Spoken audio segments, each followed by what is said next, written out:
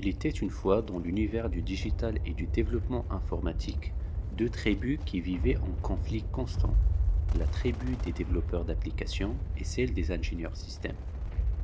Les deux tribus se méfiaient l'une de l'autre et étaient engagées dans une guerre sans fin, causant des pertes qui se comptaient en millions d'euros chaque année. Chacune voulait imposer sa domination sur le monde des applications, une guerre sans merci où tous les coups étaient permis. Pour se protéger, chacune renforçait ses frontières avec des murs, des barrières et des systèmes de défense, empêchant ainsi tout contact avec l'autre. Mais un jour, un ange descendit du ciel pour mettre fin à cette bataille. Il réconcilia les deux mondes, unissant leurs forces.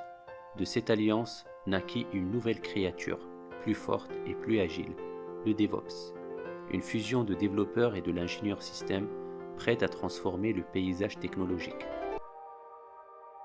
Pour mieux comprendre la philosophie DevOps, nous allons répondre à 5 questions en abordant à chaque fois les aspects théoriques et pratiques. Premièrement, c'est quoi le DevOps? Après, pourquoi le DevOps est-il si important? Troisième question, qui peut être DevOps? Quatrième, la différence entre DevOps et SRE. Et pour finir, combien sont payés les DevOps à travers le monde? Avant d'enchaîner, il est important de rappeler que le développement ou la programmation d'une application n'est qu'une étape parmi d'autres dans un cycle de vie plus large. Une fois l'application conçue et développée, il doit être testé, intégré dans un pipeline CI/CD, déployé sur différents environnements jusqu'en prod, puis maintenu pour garantir son accessibilité et sa disponibilité en permanence.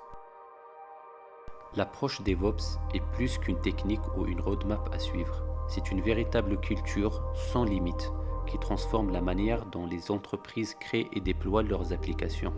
Son but est de briser les silos entre les équipes de développement et les opérations pour accélérer la livraison tout en améliorant la qualité. Afin de mieux comprendre l'importance de l'approche DevOps, avant son apparition, les entreprises faisaient face à plusieurs difficultés dans la collaboration entre les développeurs et les opérations. Numéro 1. Silo entre les équipes. Peu de communication entre Dev et Ops, créant des tensions. Numéro 2. Processus de livraison lent. La transition du développement à la production était longue et inefficace. Numéro 3. Responsabilité non partagée. Les devs et Ops se rejetaient la faute en cas de problème. Numéro 4. Incompatibilité des environnements. Les différences entre les environnements de développement et de production causaient des bugs. Numéro 5. Déploiement manuel. Risque d'erreur humaine et lenteur des livraisons. Numéro 6. Réaction lente au changement. Difficulté à réagir rapidement aux évolutions du marché. Numéro 7. Les tests manuels. Peu d'automatisation augmentant les risques des bugs. Et finalement, numéro 8. Gestion inefficace des incidents et une mauvaise surveillance et résolution tardive des incidents. Maintenant que nous avons exposé les limites du modèle traditionnel en silo, il est temps de présenter le premier lot d'outils indispensables qui ont révolutionné le monde du développement informatique ces dernières années. On va commencer cette partie par l'outil indispensable qui est Git. C'est un outil de contrôle de version. Il permet de gérer le code source de manière collaborative. Après, on va parler de Docker pour la partie containerisation. Il permet de packager les applications avec leurs dépendances, ce qui facilite leur déploiement dans différents environnements. Et à la fin, il y a Kubernetes pour l'orchestration des conteneurs. Il permet de gérer, déployer et faire évoluer les applications containerisées.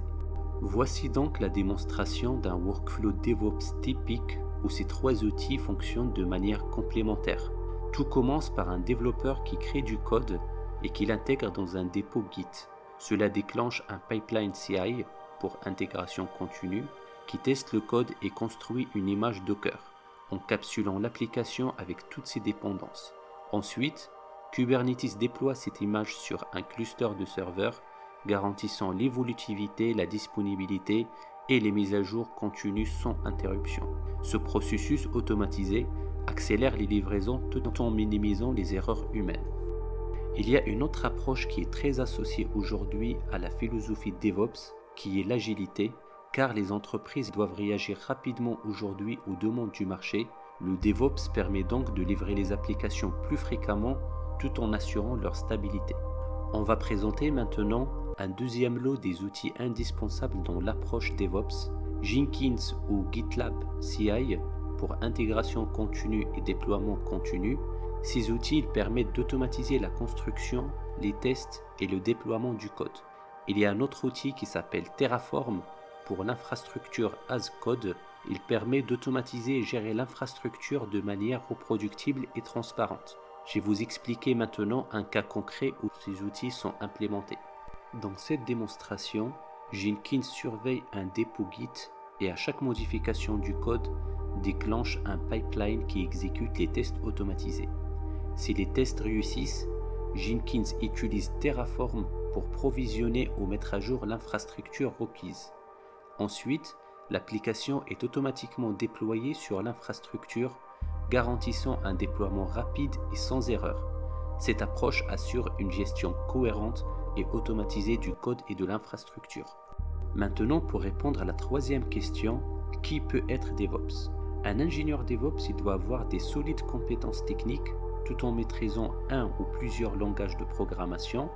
Il doit aussi être un bon communicant avec une grande capacité à collaborer et remettre en question l'existant. Et finalement, il doit avoir aussi des compétences en infrastructure et gestion des déploiements. Souvent, un DevOps doit se spécialiser dans une des solutions cloud comme AWS, GCP ou Microsoft Azure.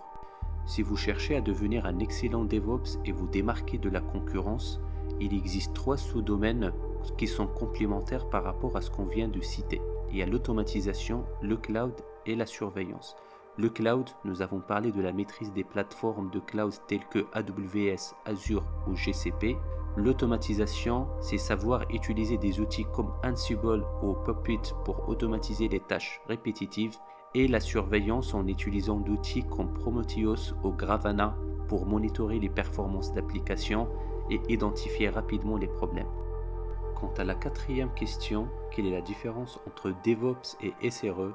Le DevOps est une approche qui couvre tout le cycle de vie du logiciel, de la création au déploiement, en passant par la surveillance. Le SRE, pour Site Reliability Engineering, initié par Google, se concentre spécifiquement sur la fiabilité et la stabilité des systèmes en production. Les ingénieurs SRE se spécialisent dans la création de systèmes hautement fiables avec des accords de niveau de type SLA SLA pour garantir la disponibilité et la performance. Voici donc un tableau comparatif des différences majeures entre DevOps et SRE. Maintenant, on va s'attaquer à la dernière question quant au salaire des DevOps à travers le monde.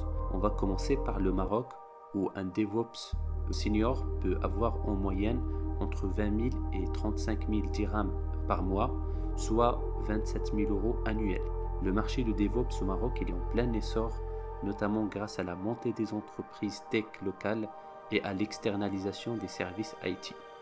En France, les ingénieurs DevOps peuvent s'attendre à des salaires annuels moyens entre 45 et 65 000 €, voire plus dans les grandes métropoles comme Paris.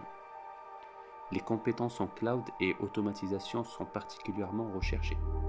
Aux États-Unis, un ingénieur DevOps avec de l'expérience peut facilement gagner entre 100 000 et 130 000 $ américains, avec des variations en fonction de la localisation de l'entreprise, plus élevées dans les zones comme la Silicon Valley. Les entreprises valorisent particulièrement les compétences en cloud computing et en sécurité. Pour conclure, le DevOps est une discipline qui demande une approche collaborative et une maîtrise des outils modernes. Ce n'est ni une règle ni une convention stricte à suivre. Le marché est en pleine croissance et les opportunités sont vastes, tant qu'en termes des projets innovants qu'en termes de rémunération. Merci d'avoir suivi cette vidéo. N'hésitez pas à laisser vos commentaires si vous avez des questions, des suggestions pour l'améliorer. Au revoir.